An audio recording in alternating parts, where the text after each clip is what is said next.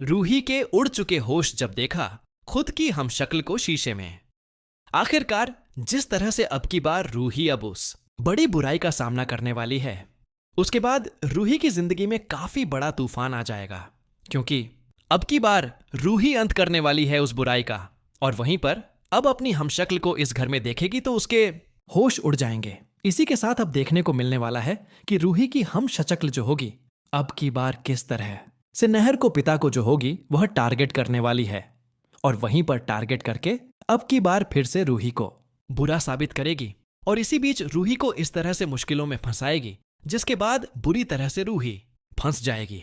लेकिन वहीं पर देखने को मिलने वाला है किस तरह से रूही जो है एक कवच लाएगी, जिस कवच से अब उस शक्ति को पकड़ने की कोशिश करने वाली है जो इस घर में हर किसी के बीच में दूरियां पैदा कर रही है और इस घर की सारी नेगेटिव एनर्जी पैदा कर रही है। आखिरकार इसी बीच अब देखने को मिलने वाला है किस तरह जबकि बार रूही और वहीं पर नकली रूही दोनों का आमना सामना होने वाला है। और वहीं पर नाहर जब असली और नकली को सामने देखेगा तो हैरान रह जाएगा, और वहीं पर नकली रूही इस तरह से ड्रामा क्रिएट करेगी कि नाहर यह है समझेगी असल में वही उसकी रूही है। और वहीं पर अब सवाल यह उठने वाला है कि क्या नाहर जो होगा वह अपनी असली पत्नी को पहचानेगा या कहानी में कुछ अलग ट्विस्ट एंड टर्न्स हमें देखने को मिलेंगे। रूही ने भगवान की मदद से पाया चुड़ैल से छुटकारा और किया हमेशा के लिए चुड़ैल को खत्म। मनसुंदर सीरियल के अपकमिंग ट्रैक में देखने को मिलने वाला है कि जब रूही चुड़ैल की तस्वीर को बाहर फेंक आती है तो वहां पर उसका सामना चुड़ैल से हो जाता है जो बिल्कुल उसी जैसी दिख रही होती है। यह देखकर रूही के तो होश उड़ जाते हैं और उसे कुछ समझ नहीं आता कि अब वह क्या करे।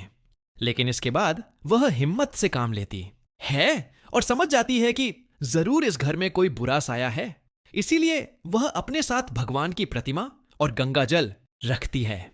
जब चुड़ैल उसके सामने आती है तो रूही चुड़ैल के ऊपर गंगा जल छिड़क देती है, जिसके बाद वह चुड़ैल जलने लगती है और धीरे धीरे गायब होने लगती है।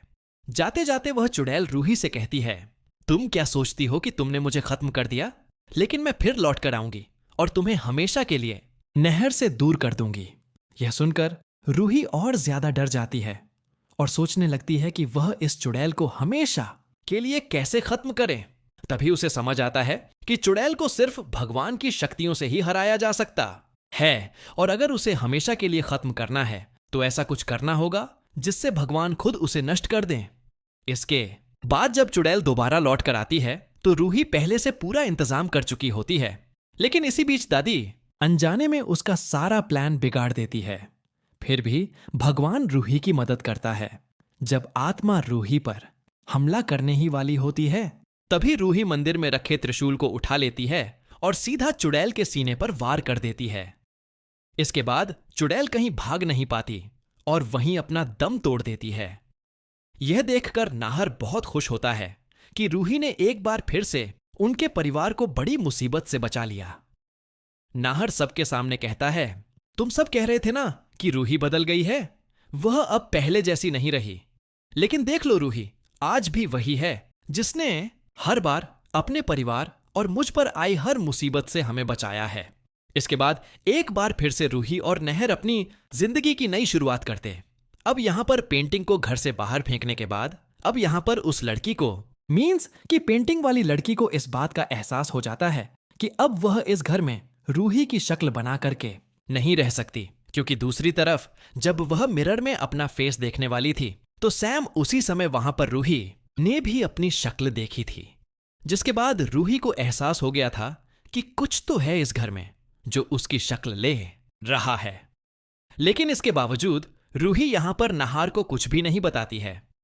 रूही यहां पर सोचती है कि जब तक उसे खुद श्योरिटी नहीं हो जाती, जब तक उसे खुद समझ नहीं आ जाता कि आखिरकार उसके साथ हो क्या रहा है, तब तक वह नाहर जी को किसी वहम में नहीं डालेगी। वहीं दूसरी तरफ नाहर के दिल में भी यही क्वेश्चन है कि ऐसा कैसे हो सकता है। रूही ने तो कुछ ही दिन पहले कहा था कि जो गुलाब है गुलाब से उसे अब एलर्जी है, अगर उसे कोई फूल चाहिए तो कोई और फूल वह रख लेगी, लेकिन गुलाब नहीं रखेगी। वहीं दूसरी तरफ दूसरे ही दिन रूही ने आकर के कहा था कि गुलाब मेरा फेवरेट फूल है और मैं आपका श्रृंगार समझ करके इसको रख रही हूं। एक इंसान के दो राय कैसे हो सकती हैं?